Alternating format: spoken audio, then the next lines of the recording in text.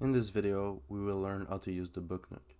The book nook is a feature we've added that is singular to MyBookQuest and is basically the safe space where you can just take a break and just feel safe about reading your book.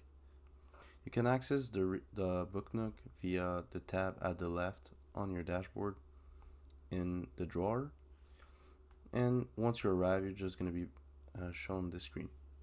First thing you're going to want to do is select the book you're currently reading.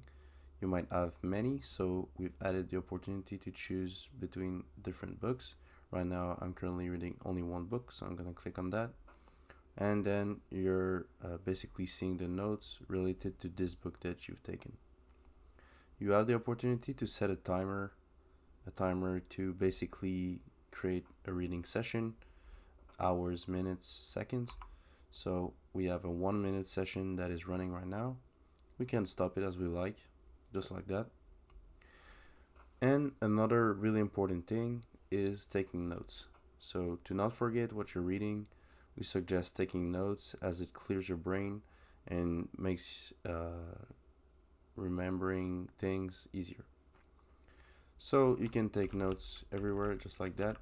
Also note that Markdown is supported, so you can use Markdown to write your titles.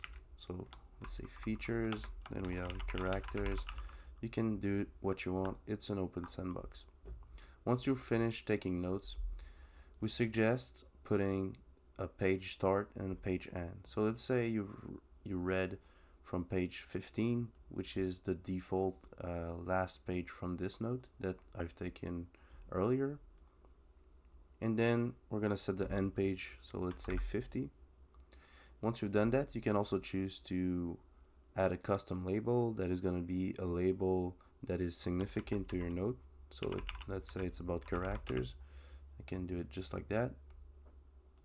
And once you feel like this information is right, click log session. Once you've clicked log session, you're going to be prompted and congratulated about your reading session. You can see the stats. So the session duration, which we did with the timer, and also you have the number of pages you read. You're then going to be prompted to do two things. Either share the session, which we strongly recommend to just keep the momentum going. This is going to copy a link which you can share to your friends to show them that you read today. The other thing you can do is click on continue reading, which is going to send you back up to the quick note section and set the last page you've read as the new start page for the next note. After that, you're going to have your note just right here, and you're going to be able to go to the review section right after to build your full review of the book as a main note.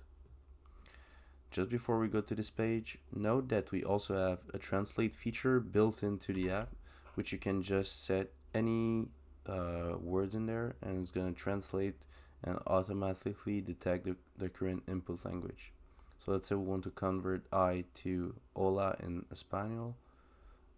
We can go and click translate. It's going to translate it just like that. Next up, we can go into review. And the review is basically the place where you write your big review on with all the quick notes you've taken in the past about the book. So think of quick notes like small chunks of information, and then you bring all these chunks into one big info with the review section. Note that the review section has the ability to be React Markdown rendered. So if you click save and view, you're going to be able to have formatting for each text you entered. So in the standard Markdown marking, you have the ability to use hashtags for titles,